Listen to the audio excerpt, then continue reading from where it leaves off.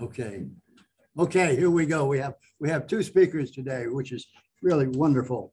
Joel Huberman, my friend and neighbor from Rivermead, and Tony Cassidy, my new friend. Nice to have met you today, Tony. Both Tony and Joel are co-chairs of the Peterborough Community Power Task Force. And together, they will explain the work of the task force, current state of the project, and what to expect in the near future. Joel's interest in climate science follows studies in biochemistry from Caltech and Stanford, and a career in cancer research, resulting in significant discoveries in the field of DNA replication. After retiring from his biochemical work, Joel began studying climate science, and he has not stopped since. His studies convinced him that the urgent action is needed at all levels of our society to transition away from dependence on fossil fuels as soon as possible. Tony's background is in industrial engineering and has owned and operated businesses in the industrial automation industry. Tony is also a Rotarian with many years of service, going back to his early years of service in Arkansas. Tony was more recently, this is wonderful, president of the Jaffrey Ridge Rotary Club before moving to Peterborough. I wonder where Tony's next club will be.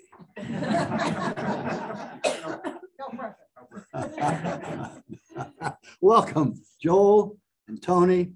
Come on up. Look forward to your presentation. Thank you both.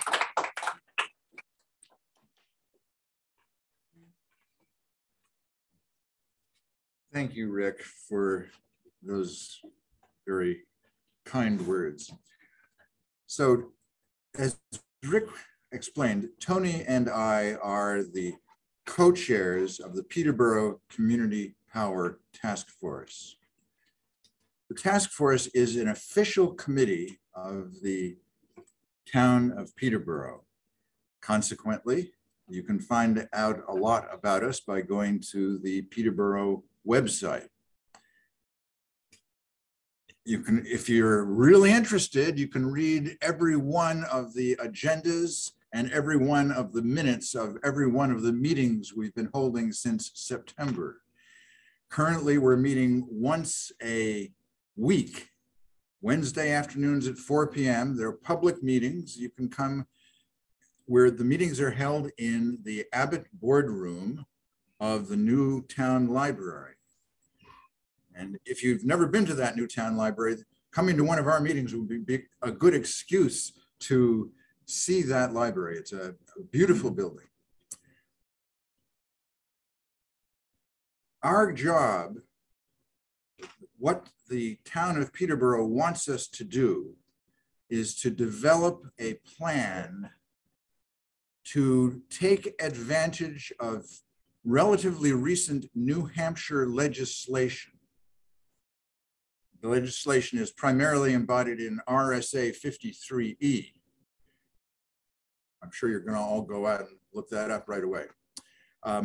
Which was passed in 2018, then has been modified by HB 315, which was passed in 2021. And the bottom line is that New Hampshire towns are now permitted to buy electricity for the residents of the towns. Previously, towns could buy electricity for their own buildings, but now towns can buy electricity for residents and have some control over where that electricity is coming from and what proportion of the electricity is renewable, is sourced from renewable sources. The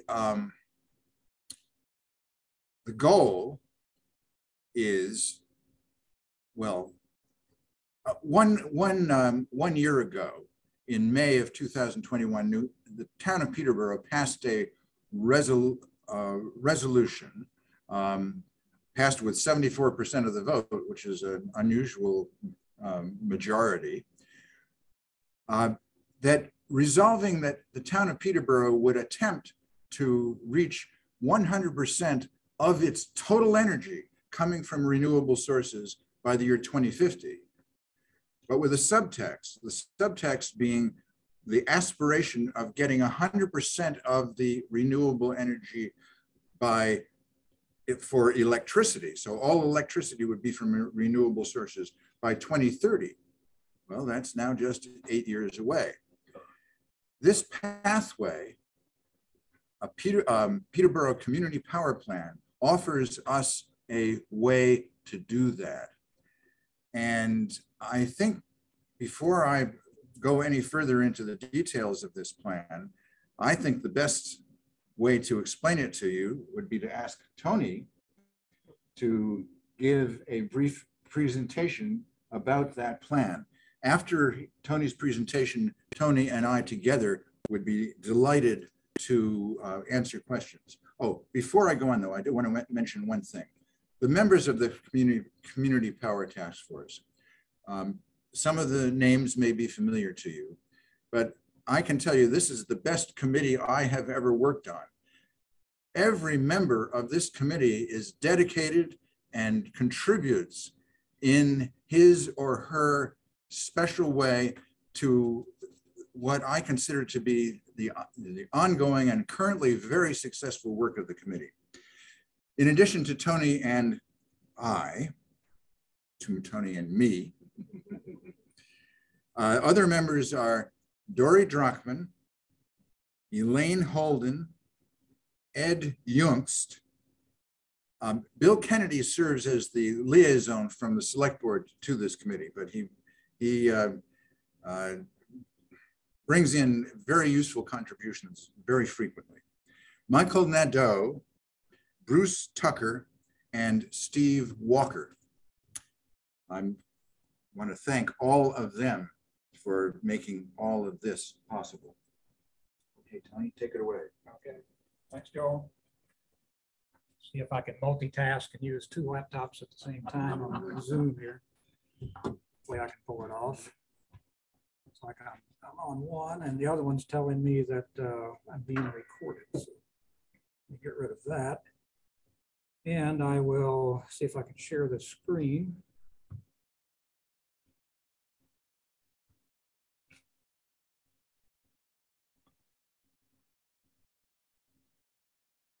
There we go.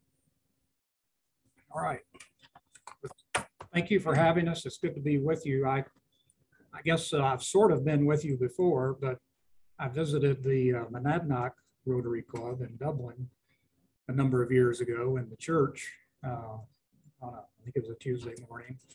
And I visited the Peterborough Club a couple of times at the golf course. And I understand that's how this group came together, as a combination of the two of those. So it's good to be back with you. As Joel said, we've put together a presentation on community power, and it explains a bit about what community power is and talks about some specifics on the Peterborough Community Power Plan that the task force has written and that will be voted on at town meeting. So I'd like to just briefly run through that with you this morning. See if I can get this responding. There we go. Okay. With the presentation, we'll discuss what community power is and how it works, talk about some of the primary benefits of community power, talk about the options that are available through the Community Power Plan, and then we'll outline some of the steps for launching community power in Peterborough. And if it's okay, I'm going to see if I can shrink the gallery there on the right-hand side so we can see all this. Hopefully I don't lose it.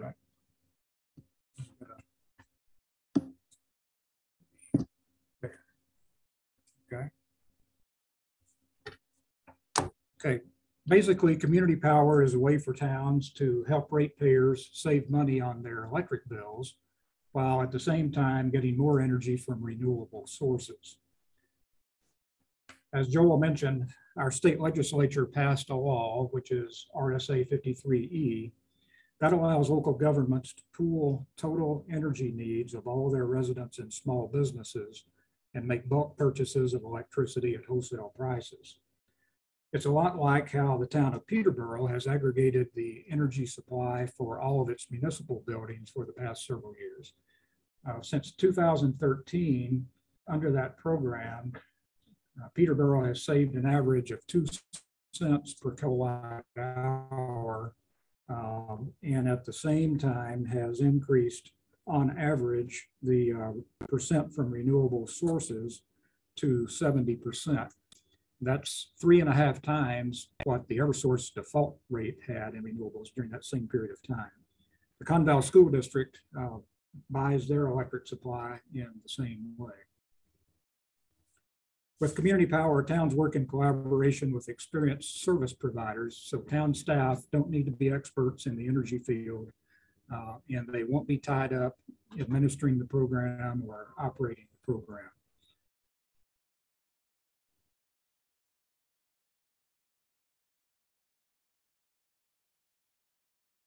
Electricity to customers. Eversource also buys the electricity that they deliver to the customers who are on their default supply plan. With a community power plan, Eversource will still deliver the electricity to Peterborough customers, but the town, not Eversource, will buy the electricity in bulk for the residents and small businesses. There will be no change in billing or payments. Billing will continue to be done by Eversource. Just got ahead of myself on the slide there, but if you're set up with auto pay, bank draft, whatever with Eversource, you won't have to change that if you go on community power. All the billing and payments will still be done through Eversource. The charges on your electric bill, let's see, where am I here? Well, we talked about that. Peterborough, yeah, I think I hit the wrong button there. The charges on your Eversource electric bill are broken into 2 parts. You can see here the top portion is the supplier portion. That's the portion that will change under community power, where it now says Eversource under supplier. That would change and it would say Peterborough Community Power, because that will become the supplier. The bottom portion of the charges is for delivery. This is what Eversource charges for delivering your electricity using their poles and wires. This portion will not change under community power since Eversource continues to deliver your electricity. Under Peterborough Community Power Plan, any homes and businesses with on-site resources such as solar panels may continue to sell their excess electricity back to the grid through net metering. Income eligible households who qualify for discounts on their electric bills under the Electric Assistance Program and are enrolled in such will continue to receive their discount under that plan. Community power offers several benefits. They include, number 1, savings. Community power may help Peterborough's ratepayers save money. A community power plan allows a municipality to choose when it buys energy. So that, along with buying in bulk, would potentially allow Peterborough to buy energy at a lower rate than the Eversource default rate. Lower electric rates mean lower electric bills. Secondly, with more local choice, Peterborough would have more control over its energy mix, where it comes from, and how rates are set.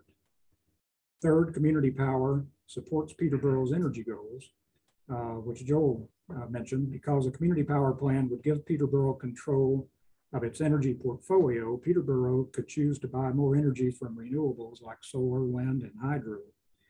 This can help Peterborough meet its goal of transitioning to 100% renewable sources of electricity by 2030. Fourth, community power also promotes equity. Community power allows residents of all income levels and housing types to enjoy the benefits of renewable energy.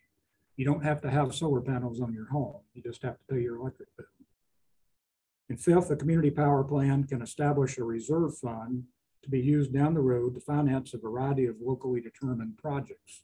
Some of those projects could include local renewable energy development, energy efficient renovations for low and moderate income homes, and batteries to store energy for use during power outages. Community power will be completely optional. All Peterborough residents and businesses who currently receive Eversource's default energy supply will be automatically enrolled in the community power plan. They will receive a notice from the town in the mail letting them know about the change. And anyone who prefers not to participate may opt out and remain on the Eversource default rate. Ratepayers who are not on Eversource's default supply rate but have previously chosen a third-party energy supplier will also be notified, and they'll have an opportunity to opt into the plan if they wish. The Peterborough Community Power Plan will offer 4 rate tiers. Each tier will have a different percentage of renewable energy along with a different cost. There's a default tier, which will have the automatic enrollment. It will have a rate equal to or lower than the then current Eversource default rate, along with a slightly higher percentage of renewable energy sources. There will be one opt-down tier with an even lower rate, but with less renewable energy. Then there will be 2 opt-up tiers, one with roughly 50% renewables and another with 100% renewable energy, each with its own rate. All Peterborough ratepayers will be placed on the default tier unless they either opt out of the plan or choose one of the 3 optional tiers. Anyone may choose to change tiers or opt out of the plan entirely at any time without incurring any fee or penalty for doing so. The steps that remain for launching community power in Peterborough are: 1, the task force has held 2 public hearings to educate the town about the community power plan, and now we're still working on a survey that is available to gather input from the community on their preferences. And just a moment, I'll share the link to that survey in case anyone here hasn't had an opportunity to fill that out. We would appreciate your participation. Second, residents will vote to approve the plan at town meeting. Once it's approved by the voters, the plan will be submitted for approval by the Public Utilities Commission. The town will then sign a community power contract with a service provider. Then, once the plan is approved by the PUC, the town will mail the announcement to residents and small businesses telling them that they'll be enrolled in the new community power plan. It will provide them with default rate information and provide an opportunity to opt out of the program if they wish to do so. The optional rate tiers will also be explained and an opportunity provided to enroll in one of them for those who choose to do so. Then finally, the plan will be launched utilizing the services of the service provider. So that concludes our presentation, but I would like to maybe leave this up for a moment. As I said, anyone who hasn't completed our survey, we have a link that you can go to. Just put that in your browser. It's a survey that takes 2 or 3 minutes to answer just a few short questions. And we're trying to gather how the community feels and what their preferences are as we finalize the plan. The plan is currently in a draft form. It's pretty close to being final, but before we finalize it, we're going to take all the input that we can. Also, there's another link on here, which is to the web page on the town website for the Peterborough Community Power Task Force. That's where you can go and find a full copy of the 20-some-odd page plan if you want to see all the details, or you can see some other materials about the task force and about the community power plan there. So you can either just go to the town website, look for the task force webpage, or use that link, and that'll take you as a shortcut to that page. So with that, any questions? If I wanted to have 100% renewable energy in this new plan, would I expect to pay more for that than today? Initially, you would. What we believe will happen as we roll this out, right now, renewable energy is in high demand, and there's more demand for it than there is supply. So renewable energy is more costly than some of the other alternatives right now, such as the Eversource default rate.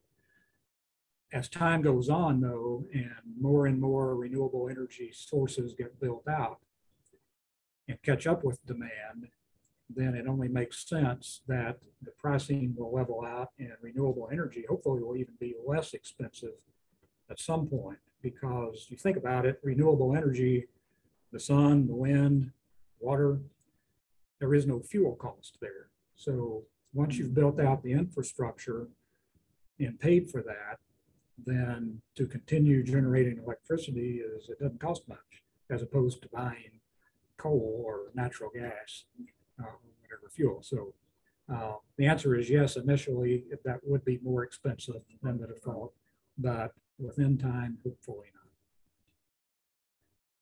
Good presentation, and I like the fact that you're providing alternatives rather than just stating a preference and then forcing everybody into that funnel. My question kind of goes to what Rick was saying there is, when you have the different tiers, what are the discriminators in terms of pros and cons? One of them is price. Are there any discriminators in terms of cons on the 4-tier levels? It's basically what the percent of renewable energy is and price are the two factors. So, and as I said, our goal is not to launch this unless we can either meet or beat the price on the current Eversource default rate at that time with a little more renewable energy in the mix. So automatically you get a little help on price and a little help on more renewables, both at the same time with that default rate. But if you just really need to save all the money you can, regardless of how much the renewables are, you'll opt down to that lower price. But if you really want to do your part and use more renewables and you're willing to pay a little bit more, then you might bump it up to the first opt up, or if you can afford it. And we don't know exactly, how much that is yet, but we will when it's launched. You want 100%, then you have that option. So really, it's just those two factors, I believe. And that's good. That's, providing choices to people is a good thing. Just letting them make their own decisions based on whatever they have in their own heads as far as discrimination. Right. All right. I'm a little simple-minded with some of this stuff. So the question is, so the Jim Grass Fish household decides we want to opt up in twice. We want to be in the 100% renewable. How do we know that? Well, how do they figure that out? How do they say, okay, this electricity going to Fish Jim Grass is renewable? Or is it more a concept? That's a very good question. Well, it's really it's the portion that's purchased. It's similar to today. If today, prior to having community power, you can stay on the Eversource default supply rate. That's what most everybody is on. But you have an option, and not everybody realizes this. You have an option to choose a third-party supplier, and you can go online and make a selection. And for example, I have 100% renewable at my house. I'm paying, actually I started out paying a little more. I'm actually paying a little bit less for it right now because of the last increase by Eversource. But and I asked that question, how do I know I'm getting that wind power? But that wind power, whatever I use, that's being purchased through renewable energy credits. And so when I buy the wind power, it is being purchased from that wind generator and put onto the grid. But then I'm just using energy off the grid. So what I'm doing is I'm paying for that much more wind power to be put on the grid, which is equivalent to the energy I'm using. So the same thing would be true if you have 100% at your house. It would be, that's how much is being purchased to be put on to the grid and onto our local plan. Thank you. Good explanation. Bookkeeping, basically.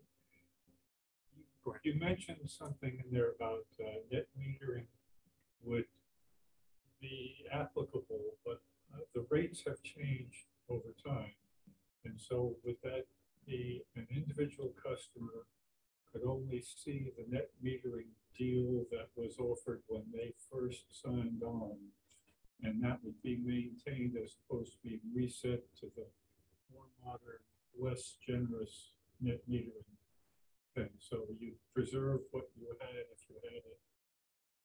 It would reset to the new lower portion of the repurchase. We're waiting on the PUC to issue all of their final rules and regulations regarding that. So we really can't answer that for sure. We hope we can, for those who installed their systems after September 2017, and they don't get as much return on what they put back onto the grid. We hope we can improve that, but we don't know that yet. It depends on what the PUC tells us we have to abide by at the time. So I'm afraid we don't have a full answer for that. But I think we can be pretty confident that things won't be any worse for net metering customers than they are now. We hope they'll be better. Harrisville voted last year to go to this system, and the first time I heard the explanation of the system, I was totally overwhelmed with questions. I couldn't begin to imagine what was going to happen, and that was probably 2 years ago now that I first heard about this. Yes, that the PUC is sort of being pokey about issuing their regulations for this for the communities, but there seems to be enough legislative support that it's not going to just go away because the PUC is not acting on this issue. And there is a deadline, as they have a 60-day deadline or something like that to make it. Keene has also voted for this at Hanover, and I think it's a Stratham on the coast. So it is catching on across the state, and I'm sure once the PUC has finished its work, other communities will get involved. It seems like a win-win. It doesn't seem like it would be issues. Yeah, but making change is always not easy. Yeah. Thank you. Just a last question about the grid. How do, of course, some of the renewables are periodic. You're going to have more sun and wind at some points in time. How do they, is it through diversification that they ensure that all of the power in any one point in time is 100% renewable? How do they actually ensure that, knowing that some provision or some, with the renewables, they're not all 100% providing 100% of their capability 100% of the time. So how do you adjust for that within the grid? Well, this is a very good question, and it's one that many people have, including me originally.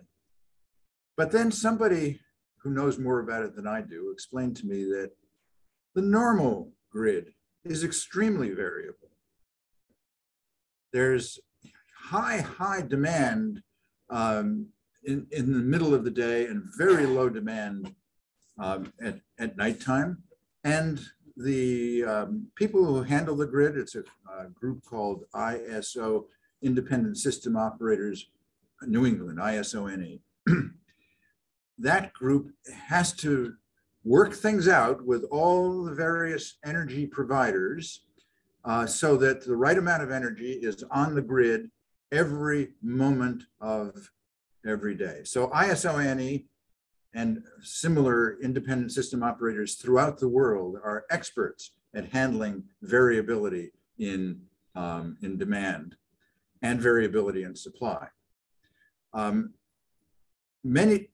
Frequently when we think about renewables, the sun doesn't shine at night, for example. We forget about the other part of the renewable equation. And that other part of the renewable equation is energy storage. So the fact of the matter is that when you combine energy storage with variable renewable sources, you have basically all the energy you need at any point in time, strictly from renewables plus storage. So what's the storage medium these days? Multiple storage mediums.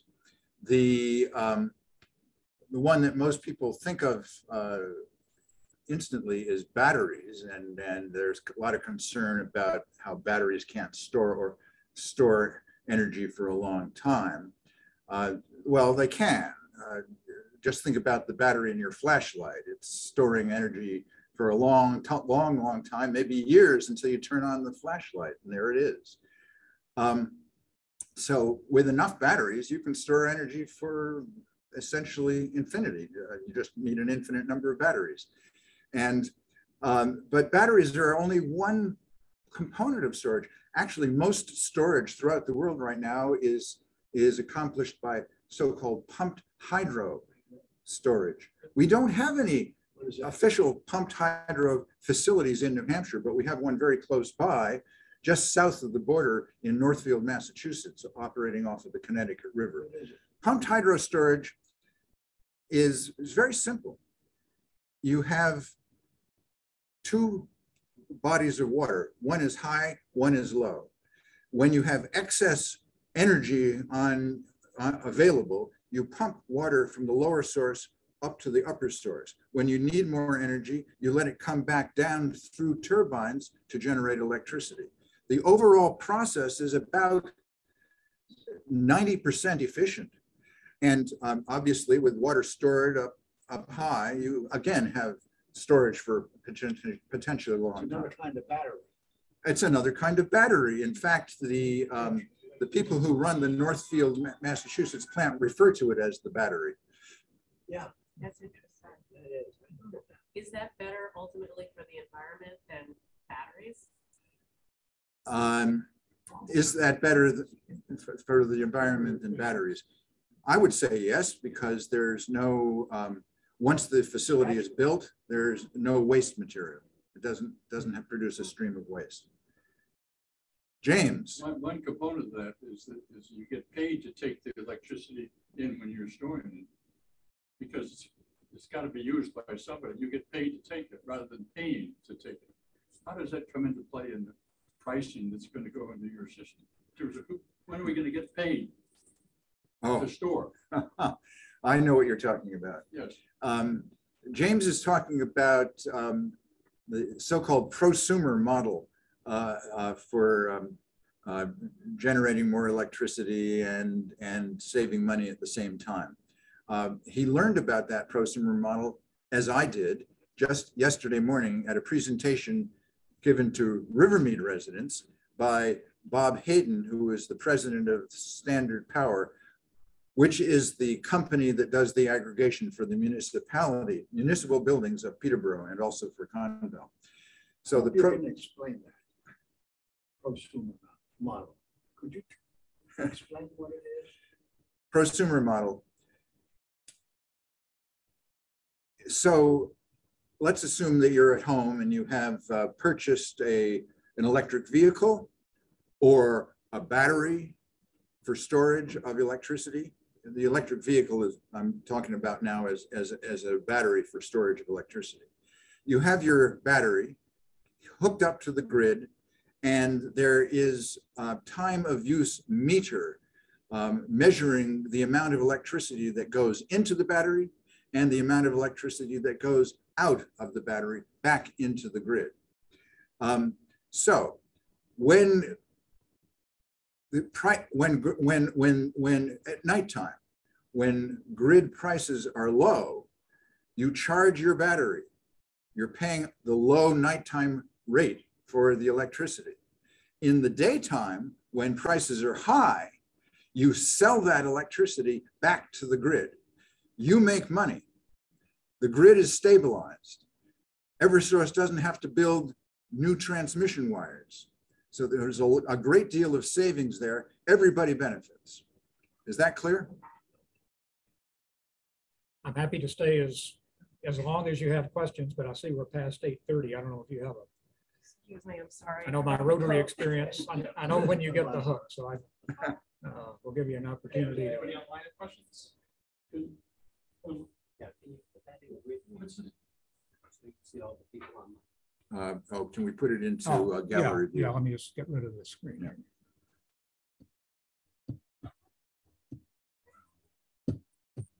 Where's the? Yeah. Yes. Yeah, it's different than what I'm used to. Are there other countries that are doing this? Maybe I should say. Just put it up. Oh, right Stop screen sharing when you're on. here. Yeah, that's what I'm trying to do, but this is not Oh, working. the way I would- it's here. That's Yeah, right. do I- Because Oh, I'm on, yeah. that's the confusing Yeah. thing. There we are. Told you I couldn't multitask. John had a question. Caulfield asked if other countries were doing anything like this. Are other countries doing anything like this? That's a really good question. I don't offhand know the answer. I don't know. Other states are doing it, but I don't know if the other countries are. Definitely other states. What's the impact of the reserve fund on the pricing of the electricity? Well, it's Good question. a good question. That hasn't been determined. The plan is once it's up and running, as we're able to, there will be a small amount, I'm talking very small, that would be taken from all the payments that are being made for power under the plan and put into that reserve fund. And as it grows enough to do some of these things, some of the examples I gave, then that could come into play and start being utilized. So it's unknown at this But it's unknown, yeah. But it would likely be something similar to what will be paid to the third-party service provider, which will be in the neighborhood of 1 mil per kilowatt hour. So it'll be a very, very small amount that, really, if you look at your bill and say, how much does that add up to? It'll be Pennies. just minuscule. So it would be something similar to that is, I think, where our thinking is right now. Any other questions online? Amy, Rick? I think that's it. All right. All right. Okay, thank you.